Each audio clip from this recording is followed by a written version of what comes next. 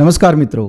पिछले दिनों एक कार्यक्रम में राजस्थान के मुख्यमंत्री श्री भजनलाल शर्मा ने राव सिरदारों को लेकर कहा कि राव राजपूत समाज प्राचीन काल से ही अपना राष्ट्र धर्म निभाता आ रहा है तथा राष्ट्र धर्म से दूर होने वालों को भी राष्ट्र धर्म की याद दिलाता आ रहा है। अब मुख्यमंत्री जी के इस बयान के बाद चूंकि मैं भी राव सिरदार हूं, इसलिए हमारे सब्सक्राइबर्स, हमारे फॉलोअर्स के मैसेजेस आने लगे कि राव राजपूतों का इतिहास क्या है, इस पर भी थोड़ी जानकारी दीजिए। वैसे मैं इस विषय का ज्ञाता तो नहीं, लेकिन मेरे अनुभव में जो कुछ मुझे ज्ञात है और मेरी सामान्य बुद्धि से जो कुछ मुझे समझ आया है, मैं उसको आपके समक्ष रखने का प्रयास करूंगा। तो चलिए आज हम राव सिरदार, जिन्हें राव राजपूतों के रूप में भी जाना जाता है, इस विषय पर बात करेंगे। तो सबसे पहले हम राव शब्द के विषय में जानते हैं। तो राव एक बहुत ही कॉमनली यूज टर्म है जिसके बहुत सारे अलग अलग अर्थ निकलते हैं और इस शब्द का उपयोग मान सम्मान देने के लिए पदवी के तौर पर तथा सरनेम के तौर पर मुख्यतः ब्राह्मण, राजपूत, यादव और कुछ हद तक मुसलमान समाज में भी है। साथ ही अन्य समाजों में भी अलग अलग कारणों से नाम के पीछे या नाम के आगे इस राव शब्द को उपयोग में लिया जाता है। सामान्य रूप से कौन कौन से राव हैं, यदि उसका एक वर्गीकरण करें तो इस प्रकार से हो सकता है: राव सिरदार, राजपूत राजाओं में उपाधि के तौर पर राव, दक्षिण भारत में राव, वंशावली लेखक बड़वाजी राव और कुछ अन्य राव। देखिए मित्रों, समाजशास्त्र का एक सिद्धांत है कि जो श्रेष्ठ है हर कोई उसके साथ जुड़ना चाहता है और जो श्रेष्ठ नहीं है लोग उससे दूर रहते हैं। इस सिद्धांत के माध्यम से यदि राव शब्द की बात करूं तो इस शब्द इतना समृद्ध और सम्माननीय है कि इसके किसी के साथ जुड़ने मात्र से ही बुद्धि, तेज, शौर्य, चातुर्य, ऐश्वर्य, सम्मान और क्षत्रियत्व का भाव जुड़ता है। इसीलिए प्राचीन समय में जो सफल होता था वो अपने नाम के साथ राव शब्द जोड़ता था, और या कोई सम्माननीय होता था तो दूसरे लोग भी उसे राव कहकर पुकारा करते थे। मैं आपको जो मूल राव हैं ऐसे राव सिरदारों के विषय में अंत में बताऊंगा। उससे पहले राव शब्द कहाँ कहाँ सरनेम, उपाधि या सम्मान के रूप में उपयोग में हो रहा है उसके विषय में जान लेते हैं।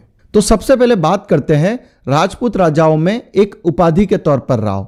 तो राजपूत सिरदारों की अलग अलग शाखाओं, वंश, गोत्रों में उनके जो बड़े राज परिवार हैं, जो रियासतदार हैं, जो जागीरदार हैं, जो बहुत सम्माननीय हैं, उन्हें एक उपाधि के तौर पर राव की पदवी दी जाती थी।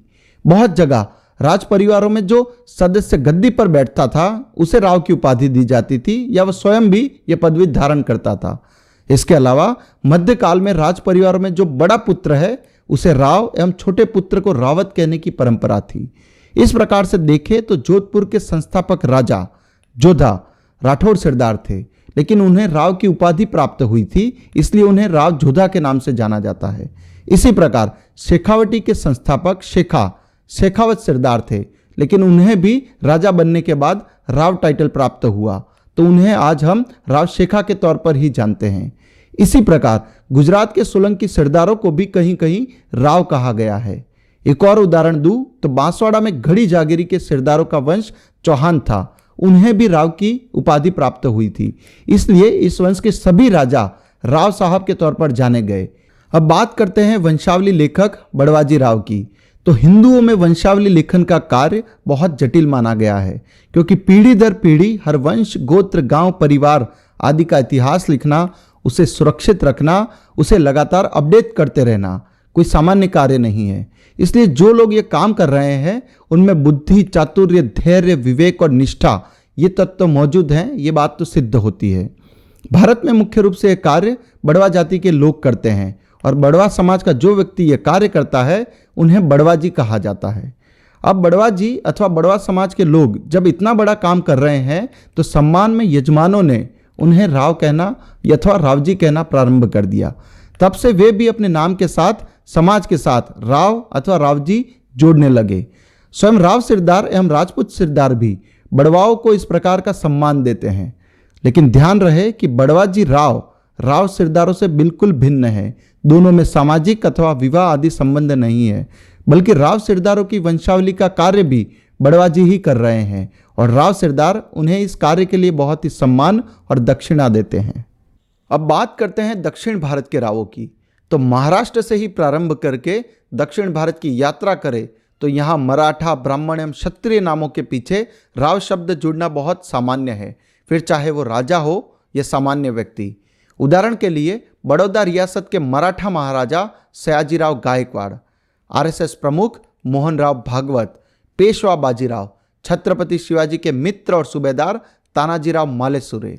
इसके अलावा जिस प्रकार से गुजरात में पुरुषों के नाम के पीछे भाई लगाते हैं, उसी प्रकार महाराष्ट्र एवं दक्षिण भारत में बहुत सी जगह राव शब्द का उपयोग होता है। जैसे तेलंगाना से पूर्व प्रधानमंत्री नरसिम्हा राव, पूर्व मुख्यमंत्री चंद्रशेखर राव तथा आंध्र प्रदेश के पूर्व मुख्यमंत्री रामा राव। अब कुछ अन्य रावों की बात करूं तो जैसा कि मैंने पहले भी कहा कि राव एक श्रेष्ठतम एवं सम्माननीय शब्द है, इसलिए बहुत सी अन्य जातियों के लोगों ने भी अपने हिसाब से इसे धारण किया और दूसरे लोगों के लिए प्रयोग में लिया। हरियाणा और थोड़ा यूपी बेल्ट में देखें तो यादवों को सम्मान में राव कहा जाता है। इसके अलावा राजस्थान, मध्य प्रदेश, छत्तीसगढ़ में ढोली, भाट, चरवाहे, मीणा और कुछ अन्य समाज के लोग भी राव सरनेम का उपयोग करते हैं।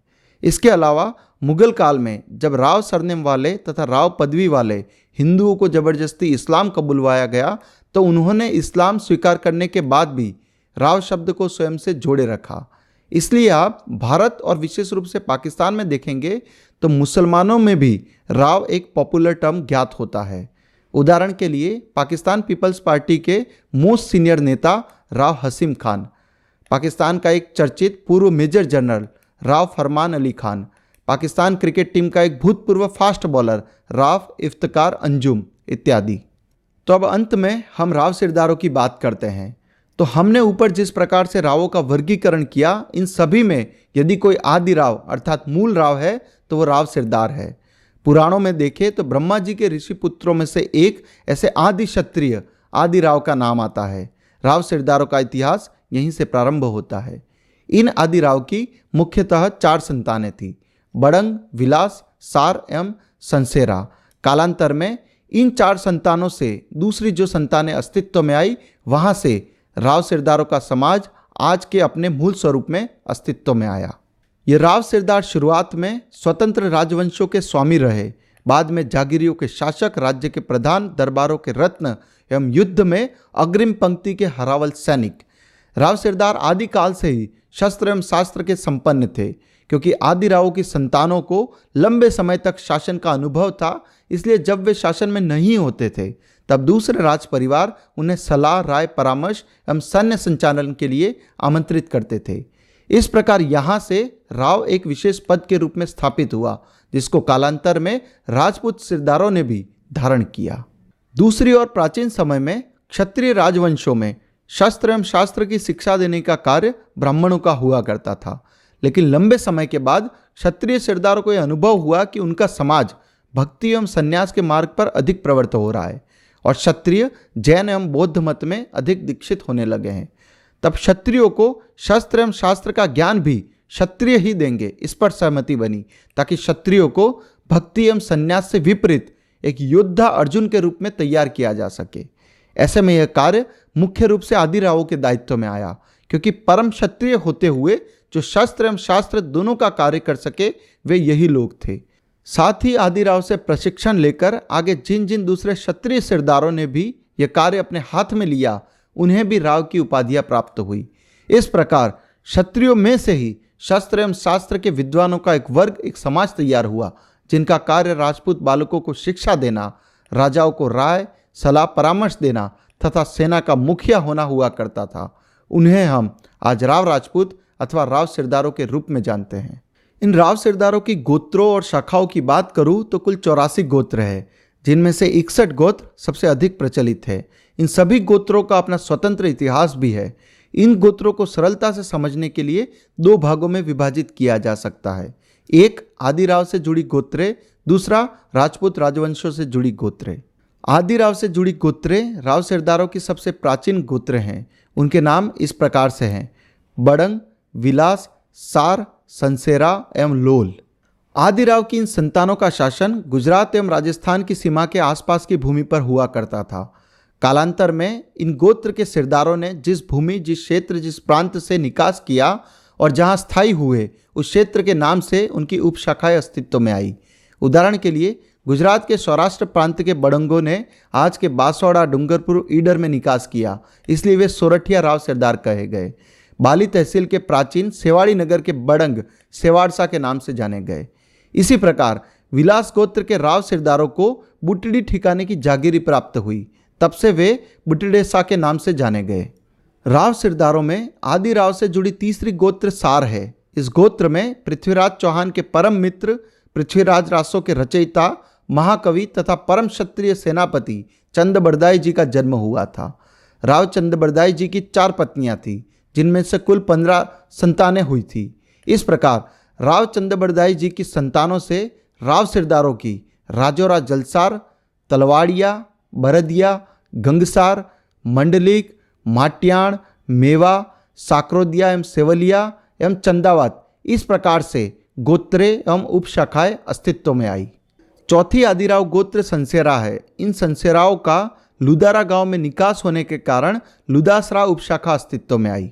इसी प्रकार धार नगरी के राजा भोज परमार ने अपने सेनापति, सामंत एवं प्रमुख मंत्री राव पिंगल सिंह लोल को तथा राव हंससेन लोल को 12 गांवों की जागीरी के साथ सेवाड़ा का राजा बनाया था।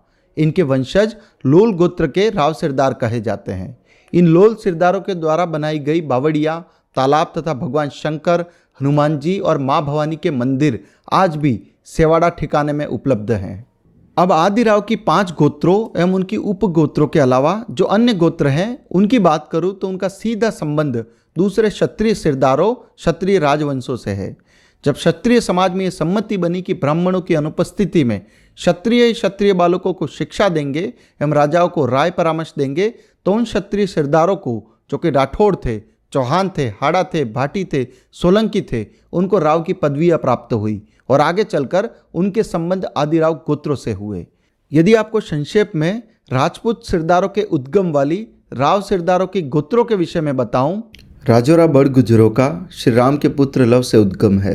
स्वतम लियाओं का श्री राम के पुत्र कुश से उद्गम है। टाक आमेरा राव सिरदारों का उद्गम कछवा राजपूतों से है। लाखनोतों का उद्गम गौड़ राजा राव लाखा से है। सिंहरों का तंवर राजपूतों से। खिरोड़ियाओं का हाड़ा राजपूतों से। बोरलियाओं का चौहानों से। पितलियाओं का चौहानों की उपशाखा सोनगिरा राजपूतों से। बागड़ियों एवं दत्तासणाओं का सोलंकी राजपूतों से। मरोठियाओं का बंगाल के गौड़ क्षत्रियों से। केलियाओं का चालुक्यों से। राणाओं एवं चित्तौड़ाओं का मेवाड़ के सिसोदियाओं से। सिरोहियाओं एवं घंटालियों का जादवों से। एमलियाओं, अड़सेलाओं एवं सांगेलियाओं का कन्नौज के राठौड़ों से है। सारेसाओं एवं मंडियाओं का प्रतिहार परिहारों से है। हरियाणसाओं का भाटियों से है। धवलों का पवारों से है एवं आसोलियाओं का गुजरात के चालुक्यों से है। इसके अलावा भी बहुत सारी गोत्र हैं। सभी के विषय में इस वीडियो में बात नहीं कर पाऊंगा, इसके लिए क्षमा चाहता हूं। आप इस पर डिटेल अध्ययन करना चाहें तो कुंवर नंद सिंह जी आमेरा की राव राजपूत वंश प्रकाश को रेफर कर सकते हैं। अब राव सिरदारों के कुछ प्रमुख ऐतिहासिक तथ्यों पर बात करूं तो इस वंश में महापराक्रमी महाक्षत्रिय राव वेताल भट्ट हो गए। कुंवर मंगल सिंह जी राव ने अपनी पुस्तक प्रमर प्रकाश विलास तेज में प्रमाणित किया है कि राव वेताल भट्ट आदि राव गोत्र विलास बुटरेसा में जन्मे थे। उनके पिता गुजरात और राजस्थान की सीमा के आसपास बनासकांठा एवं पाटन में शासन करते थे। एक समय राव वेताल अपने पिता भीमसेन से रुष्ट होकर उज्जैनी के जंगलों में चले गए। वहां उनकी भेंट उज्जैनी के सम्राट विक्रमादित्य से हुई। उस समय शकों के आक्रमण के चलते विक्रमादित्य अपना राज्य खो चुके थे। तब राव वेताल जी ने अपनी बुद्धि एवं शक्ति से सम्राट को उज्जैनी का राज्य वापस दिलवाया। तब विक्रमादित्य ने राव वेताल जी को अपना परम मित्र मानकर उनको धार नगरी का राज्य सौंपा। उनके दरबार के 9 रत्नों में उन्हें शामिल किया तथा उज्जैनी की सीमा का सुरक्षा दायित्व सौंपा।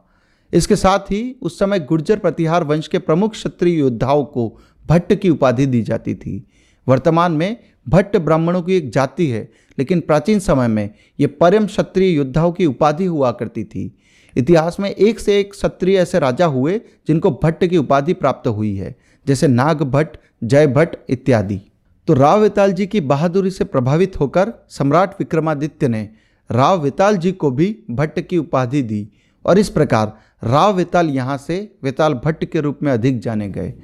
राव सिरदारों में से ही एक वर्ग जिनका सीधा संबंध राव वेताल भट्ट से है, उन्होंने कालांतर में राव पहचान को छोड़कर केवल भट्ट को ही उपयोग में रखा। इस प्रकार ये वर्ग आज भट्ट एवं ब्रह्मभट्ट के रूप में अधिक जाने जाते हैं। इनके ठिकाने गुजरात में सर्वाधिक है और इनका कल्चर भी राजस्थान के राव सिरदारों से थोड़ा भिन्न है, लेकिन मूलतः ये है तो राव सिरदार ही। इसके अलावा राव सिरदारों के कई ठिकानों के पीछे भी भट्ट शब्द का प्रयोग होता हुआ दिखाई देता है, जैसे भट्टोली, भट्टवाड़ा, भट्टकोटा इत्यादि। यहाँ एक बात स्पष्ट करना चाहता हूँ कि अंग्रेजों के कालखंड में हिंदी संस्कृत के भट्ट शब्द को भी अंग्रेजी में भाट लिखा गया।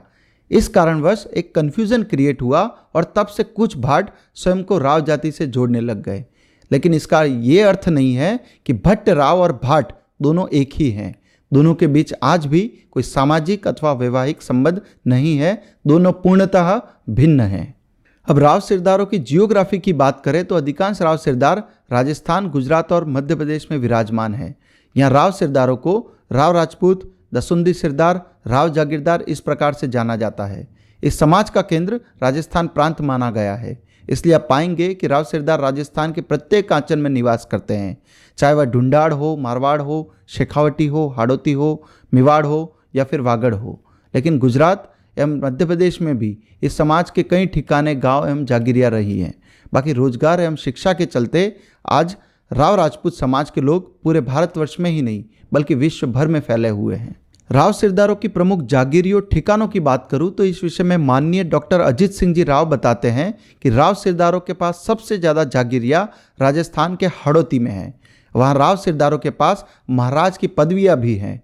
हाड़ौती के बाद मेवाड़ में और उसके बाद फिर मारवाड़ में। इस प्रकार से ये जागीरियाँ हैं। राव सिरदारों के प्रमुख टैक्स एवं रेवेन्यू पावर की जागीरियाँ एवं ठिकाने काशीपुर, हरनावदा, रेवड़िया, राजौरिया, बीबनवा, लुवारिया, भांजनगढ़ एवं चडासना आदि हैं। जैसा हमने पहले बताया, राव सिरदारों के मूल निवास प्राचीन समय में गुजरात और राजस्थान की सीमा के पास के क्षेत्रों में हुआ करते थे। इसका प्रमाण हमें गुजरात के ईडर राजवंश से भी प्राप्त होता है। राव सिरदारों के वंश में ही राव विज्जल हो गए।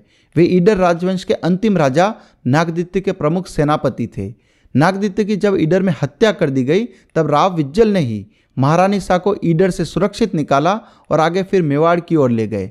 आगे महारानी शाह ने एक पुत्र को जन्म दिया जिन्हें हम बप्पा रावल के नाम से जानते हैं। यही बप्पा रावल मेवाड़ के सिसोदिया वंश के संस्थापक थे। राव विज्जल ने उन्हें शस्त्र और शास्त्र की शिक्षा प्रदान की थी, उनके लिए सेना तैयार की थी, जिसके कारण भारत पर एक लंबे समय तक इस्लाम का आक्रमण नहीं हो सका। राव विज्जल के सहयोग के कारण ही बप्पा रावल ने चित्तौड़ में शासन स्थापित किया था और राव विज्जल को उन्होंने अपना प्रमुख सामंत नियुक्त करते हुए बदनौर एवं बागौर की जागीरी प्रदान की थी। बड़वाओं की पोथी एवं लोक श्रुतियों से यह भी ज्ञात होता है कि जिस प्रकार से मेवाड़ के राजवंश का संबंध भगवान श्री राम से है, उसी प्रकार विज्जल राव का संबंध राजा दशरथ के प्रधानमंत्री, सलाहकार एवं योद्धा सुमंत जी से है। इसीलिए कहा जाता है कि जहाँ जहाँ श्री राम का वंश चला वहाँ वहाँ उनके साथ राव सिरदार सुमंत जी का भी वंश चला। क्योंकि श्री राम जी का यह सिसोदिया वंश बाद में मेवाड़ में स्थायी हुआ, इसलिए राव सिरदारों के ठिकाने भी मेवाड़ में सबसे अधिक हैं। आगे चित्तौड़गढ़ के पास एक जाई ठिकाना है, उसकी बात करूँ तो इसकी जागीरी स्वयं रावल रतन सिंह जी ने अपने दो प्रमुख सेनापतियों राव नंदराम सिंह जी एवं राव संग्राम सिंह जी ऐसे दो राव सिरदारों को ताम्रपत्र पर लिखकर प्रदान की थी। इन्हीं दो सेनापतियों के कारण रावल रतन सिंह जी महारानी पद्मिनी से विवाह करके चित्तौड़ लौटने में सफल हुए थे। जाई ठिकानों के अवशेष आज भी उपलब्ध हैं। आगे खिलजी के आक्रमण के समय चित्तौड़ के उस ऐतिहासिक जौहर में 30 से अधिक राव सिरदारनियों ने भी अग्नि स्नान किया था। इसी तरह बप्पा रावल के वंश में आगे महाराणा हम्मीर सिंह जी हुए। उन्होंने राव विज्जल के वंशज राव धीरपाल को कठनिया वाड़ की जागीरी प्रदान की थी। आगे राव विज्जल के वंशजों को उदयपुर के चिकलवास की जागीरी सौंपी गई। हम्मीर सिंह जी ने राव सिरदारों बिज्जल राव के वंशजों को राणा की उपाधि प्रदान की थी। इसलिए उदयपुर के बहुत से राव सिरदार राणा साहब के रूप में भी जाने जाते हैं। आगे महाराणा लाखा द्वारा महान योद्धा संत शिरोमणि राव वीरनाथ जी बुटरेसा को राव मादड़ा की जागीरी प्रदान की गई थी। आगे वागड़ की बात करूं तो राव वेताल भट्ट के एक वंशज राव वेण बुटरेसा वर्तमान डूंगरपुर महारावल के जागीरदार थे। जब महारावल के पुत्रों में विवाद चला तो उन्होंने वागड़ के दो भाग कर दिए। पूर्वी भाग अर्थात आज के बांसवाड़ा को जगमाल को सौंपकर राव डेडा को दीवान एवं प्रमुख सेनापति बना दिया गया। इन्हीं डेडा ने जगमाल को कई युद्ध जितवाए, जिसके कारण राव डेडा को आज के डैयाणा सहित 3 अन्य गांवों की जागीरी प्राप्त हुई थी। अब अंत में कुछ अन्य राव सिरदारों की बात करूं तो मेवाड़ राजवंश के अंतिम कवि तथा पृथ्वीराज रासो के संपादक कवि राव मोहन सिंह जी राव सिरदार थे। इसके अलावा प्रसिद्ध गलता जी का निर्माण करवाने वाले जयपुर राजवंश के दीवान राव साहब कृपाराम जी भी राव सिरदार थे। प्रसिद्ध बॉलीवुड एक्टर एवं डायरेक्टर गजराज राव भी इसी समाज से हैं। वे राष्ट्रपति द्वारा सम्मानित एवं फिल्म फेयर जैसे बड़े अवार्ड से सम्मानित हो चुके हैं। इसके अतिरिक्त राजस्थान से प्रथम 2019 में मिस इंडिया राव सुमन कुंवर भी इसी समाज से हैं। उन्होंने 2019 में भारत का मिस वर्ल्ड में भी प्रतिनिधित्व किया था। राजनीति की बात करें तो राव श्रवण सिंह जी बोरली एवं राव श्रवण सिंह जी डेलवास, राव गोविंद सिंह जी भारतीय जनता पार्टी के बड़े पदों पर विराजमान है। साथ ही डॉक्टर, इंजीनियर एवं शासनिक पदों पर भी राव सिरदारों का वर्चस्व है। मित्रों, राव सिरदारों का इतिहास आप तक पहुंचाने में ये एक मेरा छोटा सा प्रयास था। यदि इस वीडियो में दी गई जानकारी आपको अच्छी लगे तो चैनल सब्सक्राइब कीजिएगा, अपने सर्कल में इसे फॉरवर्ड कीजिएगा। कोई प्रश्न, सुझाव या फीडबैक हो तो कमेंट कीजिएगा। बाकी अपना ध्यान रखिएगा। जय श्री राम।